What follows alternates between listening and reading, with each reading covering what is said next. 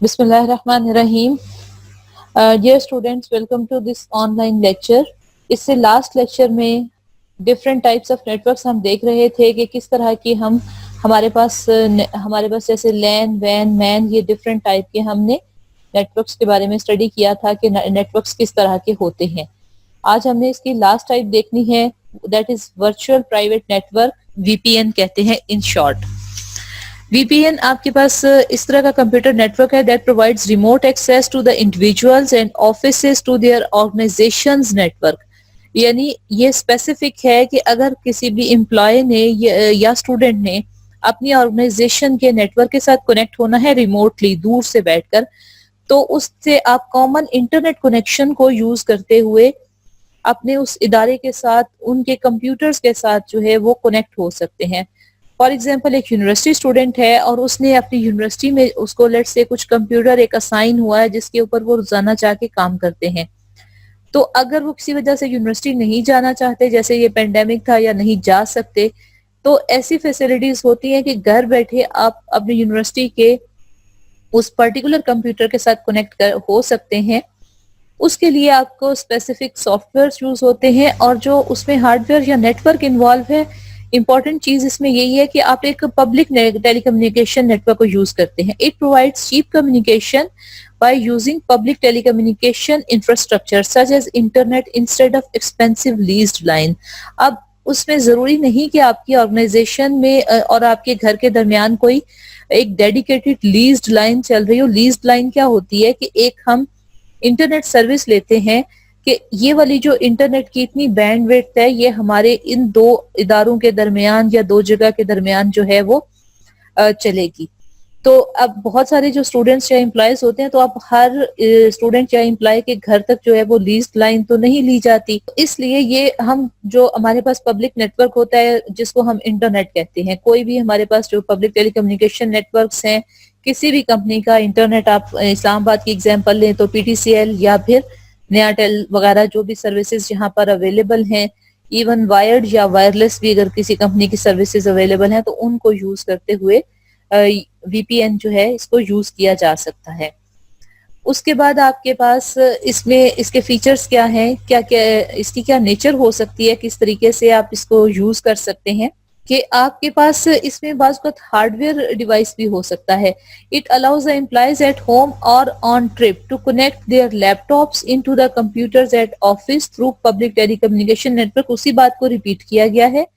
अब एक्चुअली क्या होता है, डिपेंड करता है किस ऑर्गेनाइजेशन के साथ आप बिलोंग करते हैं। फॉर एग्जाम्पल, अगर लेट्स से कि कोई माइक्रोसॉफ्ट कंपनी का एम्प्लॉय है और वो स्टेट्स में, यूनाइटेड स्टेट्स में जॉब करते हैं और वो किसी वजह से यहाँ पाकिस्तान सपोज आते हैं या किसी और कंट्री में जाते हैं और वहां पर उनको स्टे करना पड़ता है और वो अपनी कंपनी से उनको छुट्टी नहीं मिलती किसी वजह से, तो अब उनके पास इस वर्क फ्रॉम होम की ऑप्शन होगी। उनके पास एक हार्डवेयर डिवाइस होगा, यूएसबी की तरह आप कह सकते हैं।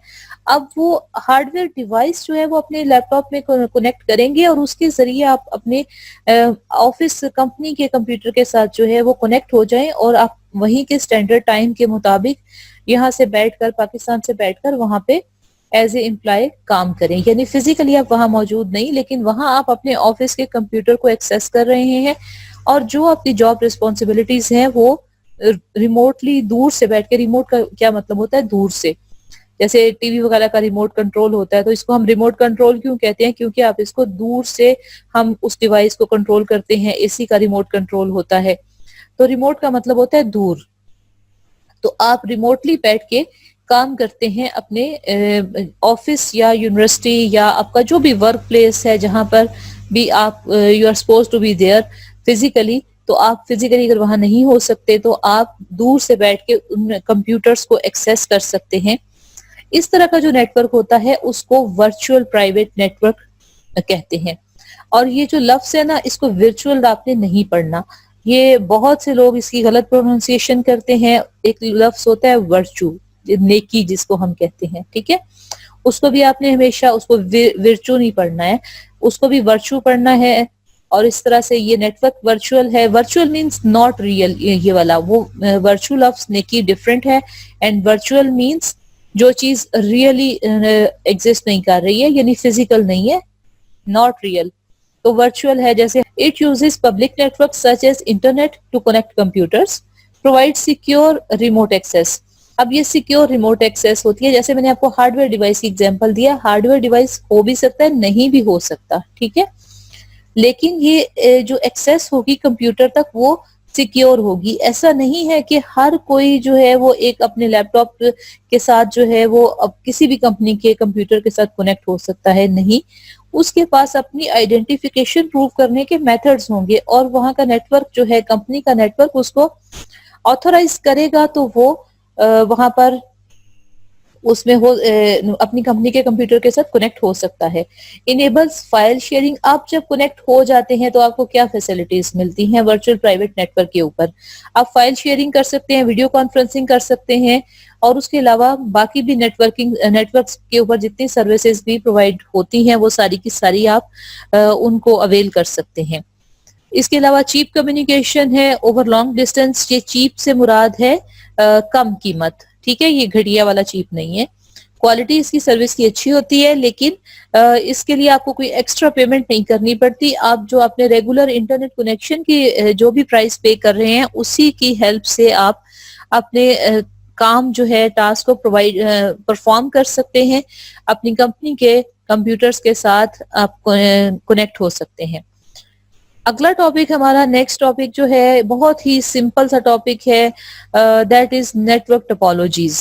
इसमें बिल्कुल भी ये मुश्किल नहीं है, लेकिन इसके बाद जो टॉपिक है ओएसआई मॉडल वो थोड़ा सा ट्रिकी है, उसको तो समझने के लिए आपको थोड़ी सी एफर्ट करनी पड़ेगी। तो नेटवर्क टोपोलॉजीज का टॉपिक जो है ये बहुत आसान। नेटवर्क टोपोलॉजीज क्या होती हैं? आप जैसे कोई भी टास्क आपने परफॉर्म करना है ना, तो आप उसको बगैर प्लानिंग के नहीं कर सकते। फॉर एग्जाम्पल आपने स्टडीज करनी है तो सबसे पहले आपको ये सोचना होगा, फॉर एग्जाम्पल आपने डिसाइड किया कि मैंने 2 घंटे जो है वो पढ़ना है, तो पहले आपको पता होना चाहिए कि आपने क्या पढ़ना है, क्या टारगेट है, 2 घंटे में कौन सा काम आप करेंगे, कौन कौन से सब्जेक्ट्स को पढ़ेंगे और क्या पढ़ेंगे। मीन्स आप उनकी एक्सरसाइज सॉल्व करेंगे या आप उनकी थ्योरी पढ़ेंगे या फिर आप कोई रिटन वर्क करेंगे। तो हर चीज को पहले प्लान किया जाता है। तो इसी तरह से जब आप कंप्यूटर नेटवर्क डिजाइन करते हैं तो उसकी भी सबसे पहले ये प्लानिंग होती है कि नेटवर्क जो बनेगा ये किस तरह का बनेगा। उसके लिए हमारे पास जो नेटवर्क की फिजिकल अरेंजमेंट है, अगर आपको एक कंप्यूटर लैब सेट करनी पड़ती है किसी ऑफिस के लिए या किसी एजुकेशनल इंस्टीट्यूशन के लिए, तो आप पहले उसका थोड़ा सा पेपर वर्क परफॉर्म करेंगे कि कितने नंबर ऑफ कंप्यूटर्स हैं, उन नंबर ऑफ कंप्यूटर्स के मुताबिक किस तरह का हम नेटवर्क बनाएंगे। अब कुछ पहले आपने पहले भी नेटवर्क की टाइप्स पढ़ी हैं, जैसे क्लाइंट सर्वर है और उसके बाद पीयर टू पीयर है, वो उनकी इंटरनल कॉन्फ़िगरेशन है, वो लॉजिकल कॉन्फ़िगरेशन है।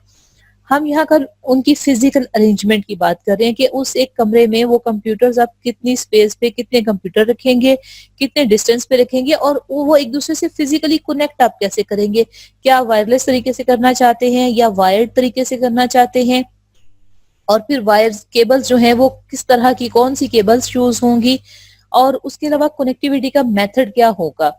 तो ये जो फिजिकल अरेंजमेंट है इसको हम नेटवर्क टोपोलॉजी कहते हैं। The arrangement of network nodes and connection between them is called network topology. A node represent any device on the network.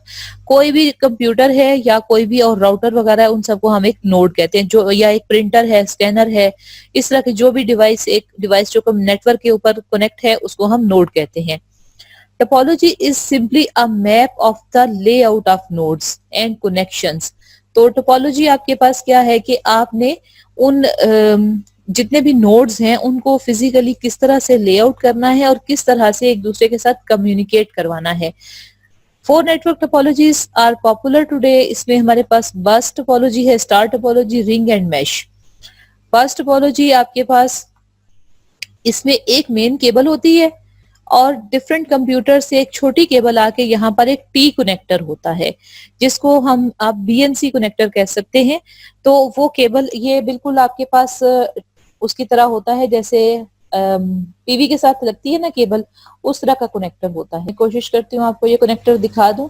ये देखिए इस तरह जो है ना ये टी कनेक्टर होगा, और बाकी जो आपने टीवी की पिन देखी है ना केबल, उस तरह की केबल जो है वो एक आप सोचें कि एक इस सिरे पे लगी हुई है कंप्यूटर की साइड पे और एक इधर बस के साथ लगी है। बस किसको कह रहे हैं? ये जो बड़ी एक केबल जा रही है, यानी एक सेंट्रल मेन केबल जा रही होगी और हर कंप्यूटर से एक छोटी केबल आके इसके इस टी कनेक्टर में लग जाएगी। अब ये वाला जो टी कनेक्टर है उसका एक सिरा जो है वो, ये जो दोनों सिरे हैं ये बेसिकली बस के साथ कनेक्टेड है, मेन केबल के साथ, और जो कंप्यूटर से केबल आ रही है वो यहाँ पर इस हिस्से पे अटैच हो जाएगी।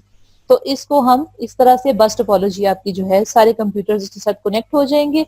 तो इसके इंपॉर्टेंट फीचर्स में एक और इम्पोर्टेंट फीचर ये है कि बस के एंड पे एक टर्मिनेटर जरूर होना चाहिए, कि आपके पास जो है बस टोपोलॉजी दोनों साइड्स, जब आपकी तार का जो एंड है उसके ऊपर एक एक टर्मिनेटर लगा देते हैं। अब टर्मिनेटर भी इसी तरह का एक डिवाइस है, ये देखें इस साइड पे पिन लग जाएगी और इसके दूसरी साइड पे कुछ भी नहीं है। ये इसका क्या पर्पस है, अब इसकी थ्योरी हम देख लेते हैं। Bus network topology connects each node to the network along a single piece of cable called a bus. Main पीछे जो केबल जा रही है ये बस है। बस नेटवर्क टोपोलॉजी आपको ये फिगर में शोन है। It is suitable for small network, easy to connect है, जैसे मैंने आपको बताया कि बहुत ही इजी है। जो भी आपके पास इसके जो आप कह लें कि कनेक्टिंग डिवाइसेस है ना, हेल्पिंग डिवाइसेस, उसके लिए कोई बहुत ज्यादा एक्सपर्टीज की भी जरूरत नहीं है। ये बीएनसी कनेक्टर्स होते हैं, ब्रिटिश नेवल कनेक्टर, अमूमन इनके साथ ही बस टोपोलॉजी क्योंकि बहुत पुरानी टेक्नोलॉजी है, तरीका है, और इसके अंदर ये कनेक्टर्स यूज होते हैं। दूसरे भी आपके पास RJ45 कनेक्टर्स के साथ भी केबल्स को आप कनेक्ट कर सकते हैं। और इसमें आपके पास जो इम्पोर्टेंट बात है कि कोई खास आपको इक्विपमेंट नहीं चाहिए। आप जैसे घर में केबल लगाते हैं और केबल के आगे कनेक्टर अपने हाथ से लगा लेते हैं ना, कोई इतना आपको उसके लिए कोई स्पेशल इक्विपमेंट नहीं चाहिए। तो यहाँ पर भी आप ये केबल लगेगी, एक टेक्नीशियन होगा वो इसके कनेक्टर्स अटैच करेगा, इनको आपस में जोड़ेगा, यहाँ पर टर्मिनेटर लगाएगा, कंप्यूटर सारे ऑन करेंगे और आपका नेटवर्क रेडी है। Easy to connect a computer or a peripheral device to the network, require less cable to implement। बहुत ज्यादा लंबी के बहुत ज्यादा जो है ना लेंथ केबल की नहीं चाहिए होगी।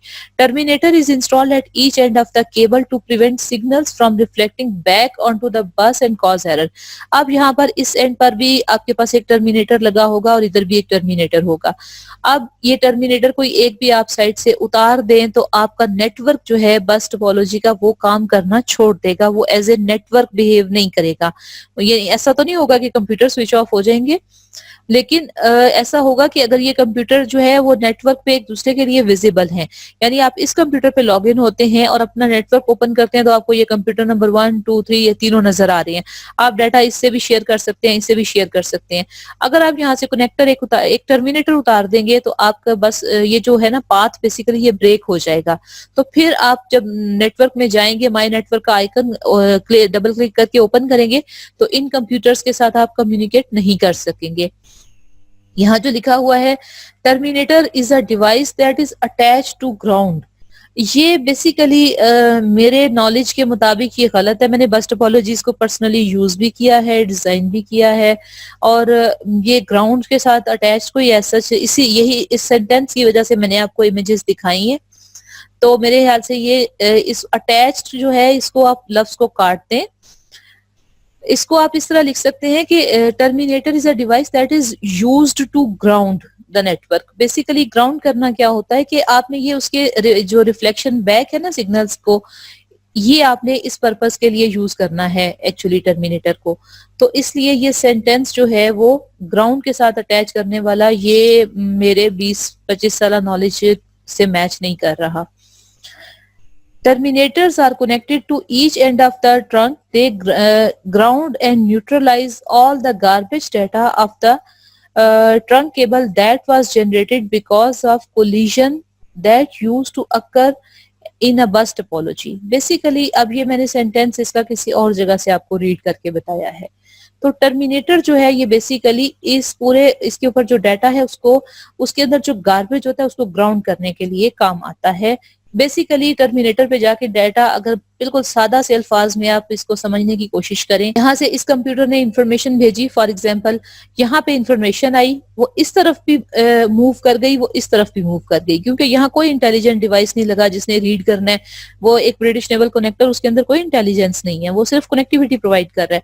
अब वो इतना इंटेलिजेंट नहीं है कि डाटा इधर भी भेजना है या इधर भेजना है, तो चाहे उसकी डेस्टिनेशन ये कंप्यूटर थी तो डाटा इधर भी जो ट्रेवल करेगा तो वो फिर यहाँ जाके टर्मिनेटर की वजह से वो डिस्कार्ड हो जाएगा। बेसिकली ये पर्पस होता है टर्मिनेटर का। नेक्स्ट आ जाते हैं इसकी लिमिटेशंस क्या हैं? If the single cable is damaged और broken at any point the entire network can go down. ये जैसे मैंने आपको बताया कि इवन केबल डैमेज नहीं भी है, टर्मिनेटर भी हटा देंगे तो आपका नेटवर्क का जो पाथ है वो ब्रेक हो जाता है, तो वो एज ए नेटवर्क काम नहीं करता। इसी तरह से अगर कहीं पर केबल डैमेज है तो भी पाथ ब्रेक हो गया। कोई किसी एक कंप्यूटर के साथ से केबल डैमेज है तो आप समझे कि नेटवर्क जो है वो तमाम नेटवर्क के कंप्यूटर्स एक दूसरे के लिए एक्सेसिबल नहीं रहेंगे, डाटा ट्रांसफर नहीं हो सकेगा। Difficult to identify the problem if the entire network goes down. पूरा नेटवर्क अगर खराब हो गया तो आप अगर लेट्स से कि ये केबल्स जो हैं ये सामने तो नहीं पड़ी होंगी ना आपके, ये जब आप नेटवर्क डिजाइन करेंगे तो ये केबल्स तो हाइड हो जाएंगी टेबल्स के पीछे कहीं दीवारों के साथ। उसके बाद अगर नेटवर्क ही पूरा खराब हो गया तो आपको ये हर एक जगह पे, हर कनेक्टर पे जाके कोई डिवाइस लगा के, नेटवर्किंग के रिलेटेड डिवाइसेस होते हैं, सिग्नल्स चेक करने के लिए यूज होते हैं। आपके घर में भी अगर जब केबल ठीक करने वाला आता है तो उसके हाथ में सिग्नल्स की वीकनेस चेक करने के लिए, स्ट्रेंथ चेक करने के लिए एक डिवाइस होता है और वो उसको अटैच करता है, आपकी जो केबल है उसको अपने डिवाइस के साथ अटैच करता है और वो सिग्नल की स्ट्रेंथ चेक करता है। तो इस तरह पे से डिफरेंट डिवाइसेस की हेल्प से आपको एक एक कनेक्टर को हटा के और चेक करना पड़ेगा, यहाँ तक सिग्नल आ रहे हैं, यहाँ तक आ रहे हैं, कहाँ से प्रॉब्लम है। तो उस प्रॉब्लम को आइडेंटिफाई करना डिफिकल्ट है। इसके अलावा बाज़ औक़ात केबल हमें फिजिकली बाहर से डैमेज नजर नहीं आती, अंदर से केबल डैमेज होती है कि अगर लेट्स से वो किसी दीवार के साथ इस तरह से दब गई है, कोई बहुत भारी चीज बहुत अरसे तक उस पर पड़ी रही है तो केबल अंदर से डैमेज हो गई है लेकिन फिजिकली बाहर से हमें डैमेज नहीं नजर आ रही। अब ऐसे फॉल्ट को भी डायग्नोज करना थोड़ा सा ट्रिकी है। अगर बहुत एक्सपीरियंस पर्सन है तो वो ऐसी चीजों को इजीली डायग्नोज कर लेंगे, अदरवाइज अगर बहुत ज्यादा एक्सपीरियंस नहीं है तो ऐसे मसाइल को तलाश करना मुश्किल हो जाता है। Not suitable for the large network, और ये सारी लिमिटेशंस हैं कि बस टोपोलॉजी को हम किसी भी ज्यादा बड़े नेटवर्क के लिए बिल्कुल रेकमेंड नहीं करते। नेक्स्ट हमारे पास सेकंड टोपोलॉजी है स्टार टोपोलॉजी। ये बहुत कॉमनली यूज टोपोलॉजी है। जैसे हमारे पास भी जो कंप्यूटर लैब्स हैं, तकरीबन मुख्तलिफ इदारों में जो लैब्स हैं उनमें यही यूज होती है star topology. In star network topology, each network node is connected to a central device called a hub. Large network can require many hubs and hubs can be connected to each other to create a single large network. Star network topology is shown in figure this. इसमें आपके पास एक central hub होगा, उस hub के साथ हर computer से physically cable जाएगी। इसमें बहुत ज्यादा केबल यूज होती है। अगर आप अपनी कंप्यूटर लैब की एग्जांपल ले लें तो आपको वहां पर एक कैबिनेट सी नजर आती है जिसके अंदर बहुत सारे इस तरह के हब स्विचेस वगैरह पड़े हुए हैं। तो वहां पर अब आपके पास अगर एक जगह पे 40 कंप्यूटर्स पड़े हैं तो हर कंप्यूटर से फिजिकली डक्ट के जरिए, वो केबल्स आपको नजर इसलिए नहीं आ रही होती कि वो डक्ट करके दीवारों के साथ उनको हाइड कर दिया गया केबल्स को, वो वहां से जा रही हैं केबल्स और जाके इस हब के अंदर जो है वो अटैच होती हैं। आप उन स्विचेस को जब आप आएंगे मैं आपको दिखाऊंगी तो हर स्विच के आगे ऊपर एक नंबर आपको नजर आ रहा होता है और जो कंप्यूटर ऑन होगा उसकी लाइट यहाँ पर जल रही होगी और लाइट ब्लिंक कर रही होती है। आपको पता होता है कि कितने कंप्यूटर्स इस वक्त कौन कौन सा कंप्यूटर ऑन है, कौन कौन सा ऑफ है। तो अब देखिए कि यहाँ से ही आपने कोई फॉल्ट डिटेक्ट करना बहुत आसान होता है। उसके अलावा इनके साथ अमूमन सर्वर लगाए जाते हैं। एक सर्वर कंप्यूटर होता है जो इन सारे कंप्यूटर्स को इंटरनेट की सर्विस प्रोवाइड करता है, यानी इंटरनेट कनेक्शन आप सिर्फ एक कंप्यूटर को प्रोवाइड करते हैं और वो फिर इन सबको वो इंटरनेट कनेक्शन प्रोवाइड करता है। इसके अलावा भी आप जो अगर इसको फाइल सर्वर बनाना चाहते हैं, कोई और सर्विसेज आपने देनी है स्टूडेंट्स को या इन कंप्यूटर्स को, सपोज ये एम्प्लॉयज के कंप्यूटर्स हैं, कोई स्पेशल किसी सॉफ्टवेयर तक इनको एक्सेस देनी है या जो भी नेटवर्किंग के हमारे पास दीगर फीचर्स हैं, कुछ प्रिविलेजेस हैं, कुछ रिस्ट्रिक्शंस हैं, किसी को कुछ अलाउ करना है, किसी को कुछ परमिशन स्टॉप करनी है, वो सब चीजें फिर हम इजीली इस सूरत में मैनेज कर सकते हैं। इसके फीचर्स आप देख लें, it is suitable for both small and large network. बिल्कुल आपने अगर घर में छोटा सा नेटवर्क भी बनाना है तो आप बिल्कुल 4 पोर्ट्स का छोटा सा हब ले सकते हैं और एक स्टार टोपोलॉजी से की हेल्प से अपना घर में नेटवर्क बना सकते हैं। और अगर आपने एक बड़े नेटवर्क बनाने हैं तो वो डेफिनेटली 100 से 150 कंप्यूटर्स का नेटवर्क हमारे पास भी जैसे एक ऐसा सेटअप है जैसे हमारे पास डिफरेंट लैब्स हैं। तो अब एक लैब से यहाँ पर ये भी लिखा हुआ था कि फर्दर भी उसको आप जैसे कर सकते हैं। central device called the hub. Large networks can require many hubs that can be connected to each other. तो अब जैसे हमारी 3 या 4 लैब्स हों तो एक लैब से दूसरी, एक हब या राउटर एक लैब में पड़े होंगे, एक नहीं होगा, नंबर ऑफ कंप्यूटर्स पे डिपेंड करता है कि अगर आपके पास कितने कंप्यूटर्स हैं और कितनी पोर्ट वाला हब है। तो अब इस एक दूसरी लैब से इसको अपने कनेक्ट करना होगा तो फिजिकली इसका एक अपलिंक होता है।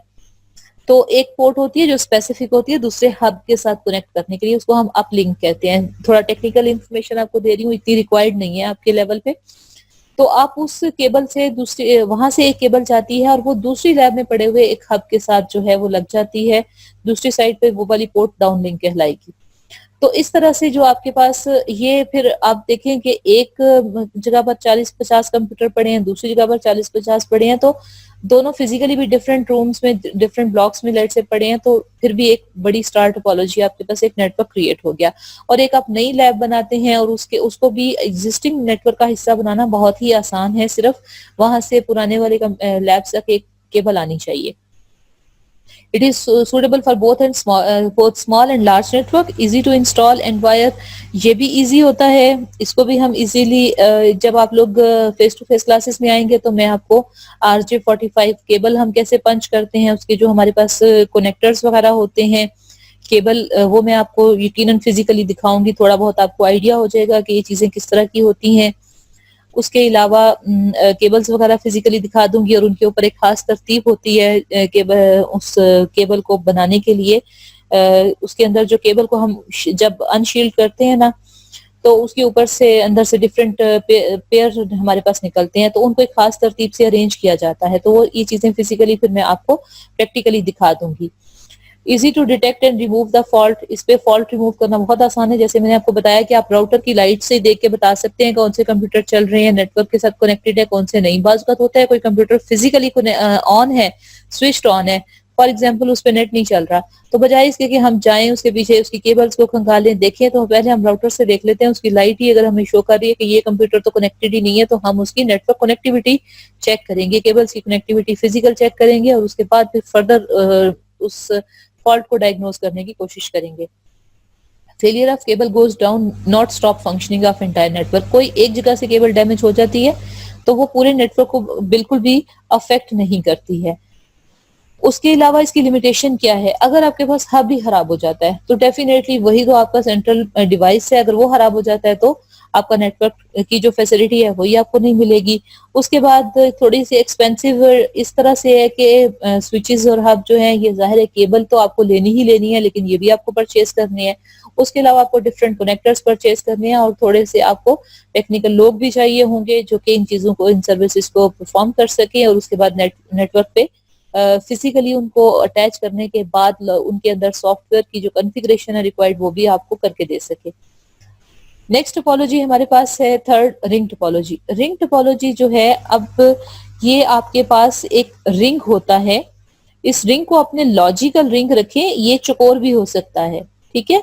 लॉजिकल जैसे आपने पढ़े है ना, क्रोस शेप पढ़ी है मैथ्स में, तो इसका मतलब ये है कि ये रिंग जो है, और ये बस की शेप में भी हो सकता है, बल्कि मैं आपको ड्रॉ करके दिखाऊंगी ताकि आप इसकी सिर्फ शक्ल से कंफ्यूज ना हो जाए। ये नहीं सोचना हमेशा कि रिंग टोपोलॉजी गोल ही होती है, ये रिंग टोपोलॉजी जो है वो ये भी एक रिंग टोपोलॉजी है। इसके ऊपर भी अगर मैं डिफरेंट कंप्यूटर्स लगा दूं, यहाँ पर लेट्स से कि ये हर एंड पे एक कंप्यूटर पड़ा हुआ है, तो ये भी एक रिंग टोपोलॉजी है। जरूरी नहीं कि ये फिजिकली रिंग बना हुआ हो, ये इस तरह से भी हो सकती है, रेक्टेंगल शेप में भी हो सकती है। इंपॉर्टेंट चीज है इसका क्लोज होना, केबल कहीं से ब्रेक नहीं होनी चाहिए, और उसके साथ जो है वो इस तरह से डिफरेंट डिवाइसेस आपके, ये एक लेट्स से कि एक कंप्यूटर इसके साथ अटैच्ड है, तो रिंग टोपोलॉजी इस सूरत में भी हो सकती है। तो इसमें बेसिकली रिंग इस shape like just a ring यहाँ लिखा हुआ है, ठीक है, और लेकिन वो रिंग आपको अब समझ आ जानी चाहिए कि फिजिकली उसका गोल होना जरूरी नहीं है। अनब्रोकन सर्कल होता है आपके पास, पाथ उसका अनब्रोकन होना चाहिए।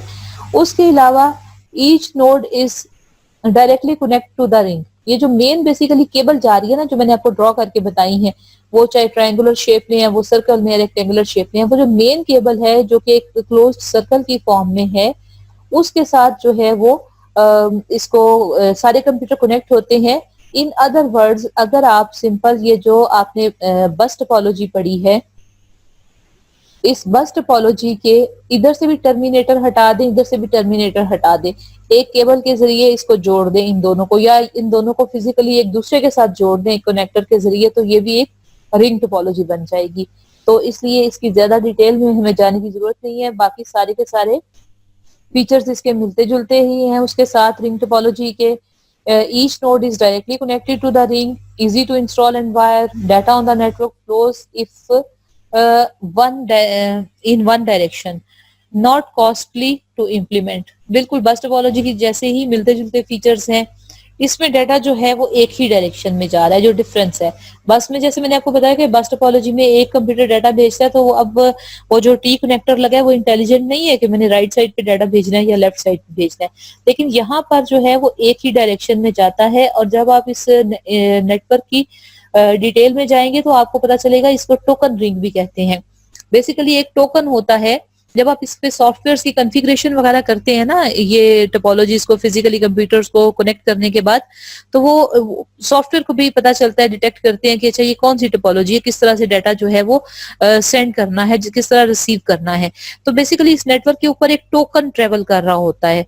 तो ये वो टोकन यहाँ से ट्रेवल करता है, गुजरते गुजरते लेट से वो इस कंप्यूटर ने डाटा सेंड करना है, वो टोकन का वेट करेगा। जब यहाँ टोकन आएगा उसको वो डाटा दे देगा, यानी डाटा भी दे देगा और रिसीविंग कंप्यूटर का एड्रेस भी दे देगा। फॉर एग्जांपल इस कंप्यूटर ने इसके साथ कनेक्ट करना है, इसको डाटा भेजना है, तो अब जाएगा और ये टोकन ट्रेवल कर रहे हैं अपनी ही डायरेक्शन में। ट्रेवल करते करते आपके पास यहाँ पर आया और यहाँ उसने देखा कि ये इसकी डेस्टिनेशन नहीं है। उसके बाद वो यहाँ गया और उसके बाद उसने देखा ये इसकी डेस्टिनेशन है, यहाँ पर उसने इसको डाटा दे दिया और वो टोकन उसको बाकी डिस्कार्ड करके टोकन दोबारा से नेटवर्क के ऊपर मूव करना शुरू हो गया।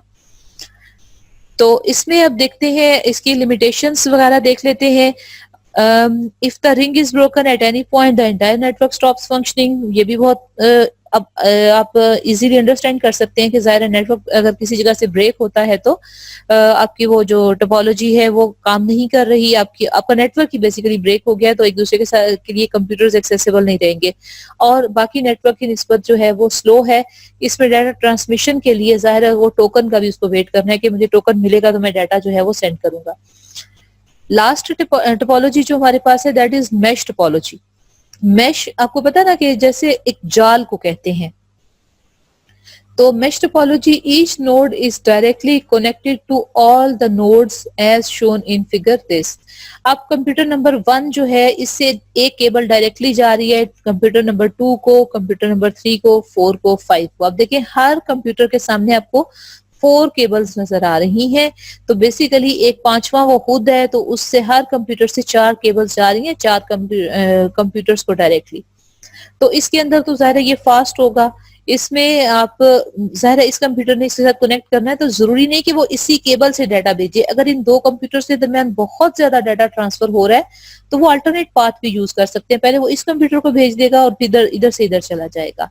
तो इस लिहाज से ये आपके पास थोड़ा सा फास्ट होता है कि ये थोड़ी सी राउटिंग इसमें भी ऑटोमेटिकली हो जाती है। मोस्ट रिलायबल नेटवर्क टोपोलॉजी, इसमें रिलायबिलिटी है, जाहिर है हर कंप्यूटर के साथ कनेक्टेड है तो अनरिलायबिलिटी का कोई सवाल ही पैदा नहीं होता। Data can be routed around the failed computer और बिजी वन। तो अगर कोई कंप्यूटर जो है मतलब बिजी है, किसी पे ज्यादा ट्रैफिक है, ज्यादा नेटवर्क ट्रैफिक है, तो वो डाटा को दूसरे पाथ से राउट करके भी ट्रांसफर किया जा सकता है। उसके अलावा अगर किसी एक जगह पे एक कंप्यूटर फेल्ड है, वो काम नहीं कर रहा, तो आपका नेटवर्क पूरे का पूरा फिर भी काम करेगा क्योंकि वो एक कंप्यूटर डिस्कनेक्ट है ना या फिजिकली डैमेज्ड है। बाकी 4 तो अपने जगह अपने अपने रेलेवेंट कंप्यूटर से कनेक्टेड है ना। अगर लेट्स से कि ये कंप्यूटर नहीं काम कर रहा तो ये वाला बाकी 3 से कनेक्टेड है ना, तो ये तो काम ही नहीं कर रहा है, इसको तो डाटा भेज के वो उसने क्या करना है, बाकी 3 को तो वो आराम से भेज सकता है। एक कंप्यूटर फेल हो जाए तो नेटवर्क पूरे का पूरा डाउन नहीं होता। कैन मैनेज हाई ट्रैफिक, और ये हाई ट्रैफिक यानी बहुत ज्यादा डाटा जो है उसको एक जगह से दूसरी जगह ट्रांसफर करना बहुत आसान होगा। लेकिन इसको इम्प्लीमेंट करना मुश्किल है कि ये 4-5 कंप्यूटर की एग्जांपल तो आपको इजीली समझ आ जाएगी, लेकिन यहाँ पर अगर मैं 10 कंप्यूटर्स बना के उसकी एग्जांपल भी आपको समझाना चाहूँ, जब हर एक कंप्यूटर से 9 केबल्स निकल रही होंगी तो आपको उसकी डायग्राम समझने में भी इतना प्रॉब्लम होगा। अगर आपने उसमें मैं आपसे आपको एक प्रैक्टिकल दे दूं कि आप 10 कंप्यूटर्स बनाएं और डाटा ट्रांसफर करने का इतने बिट का डाटा ट्रांसफर करना है इन कंप्यूटर्स पे, तो आप मुझे डायग्रामेटिकली ही बताएंगे ना, तो उसमें भी आपको मुश्किल पेश आएगी। तो रियल में तो फिर बहुत ज्यादा कंप्यूटर जब हो जाएंगे तो उसको मेंटेन करना, उसकी ट्रबल शूटिंग करना, कहीं कोई प्रॉब्लम आ जाता है तो उसको हैंडल करना थोड़ा सा मुश्किल होता है, इसलिए ये भी बहुत बड़े नेटवर्क्स के लिए सूटेबल नहीं है। तो इस लेक्चर को हम यहीं पर स्टॉप करते हैं। इससे नेक्स्ट टॉपिक हम अपने नेक्स्ट सेशन में स्टार्ट करेंगे। Thank you so much for watching this video. See you in the next lecture.